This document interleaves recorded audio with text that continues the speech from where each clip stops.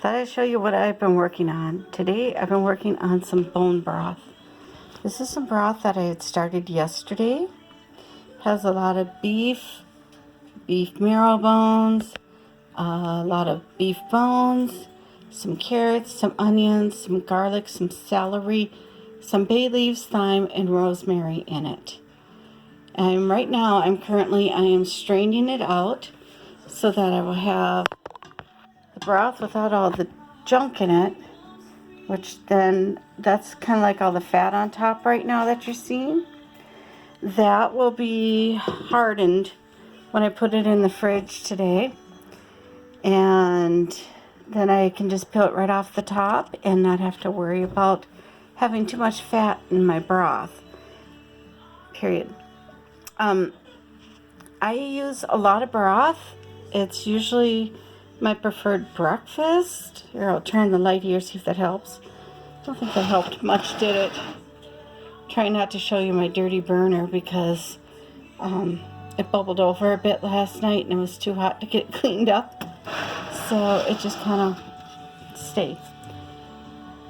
Anyways, I started this broth yesterday afternoon and it's now 11:24 a.m. and so it's not gone quite 24 hours. Sometimes I'll boil it for a few hours. Sometimes I should say simmer, not boil. Sometimes I will do it for just a couple hours. Sometimes I'll do it for 24 hours. I've done it as long as 3 days. That gets, as you can see, like a bone like this. Hope you can see. Can you see how porous it is? That's because this is the second time this bone has been used, and it has had a long simmering. So it's taking all that nice calcium and minerals and all the good stuff out of the bones, and it's just kind of melting away, and that's all absorbed into my broth.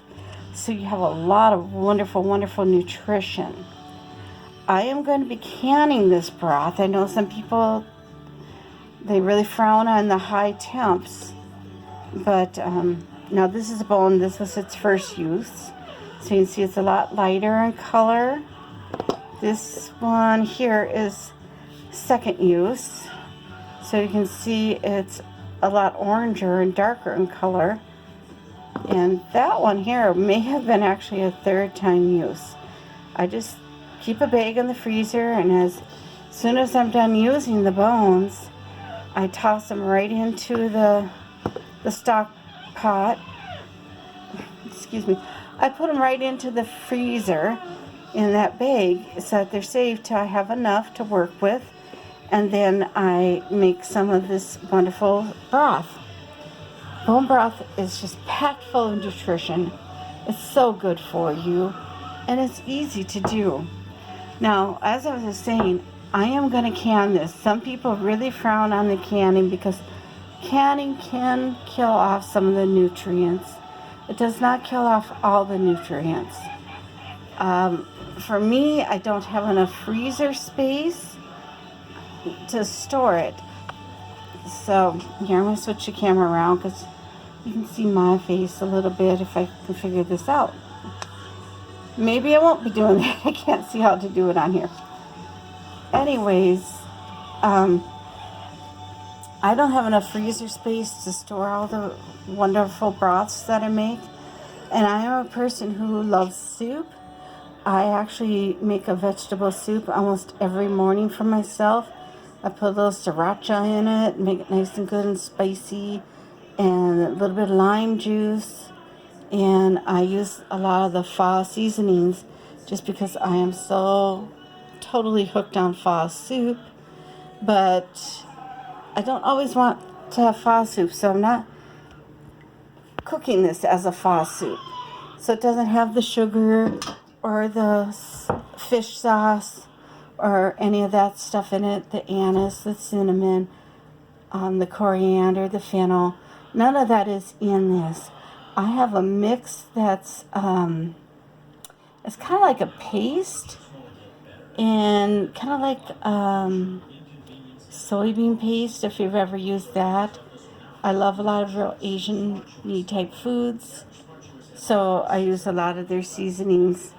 But anyways, this pho seasoning, I just add a little of that to my soup each time I make it, and it gives me that wonderful pho flavor and not all the work. And then if I want to make this just into beef soup for my husband and myself, because Papa doesn't like pho.